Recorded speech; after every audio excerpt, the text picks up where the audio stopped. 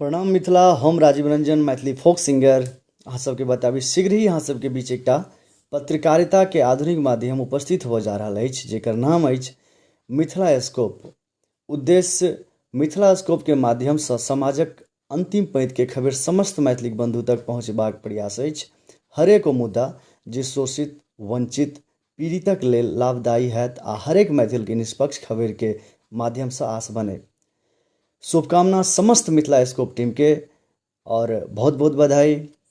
Jai Mithila, Jai Maithili.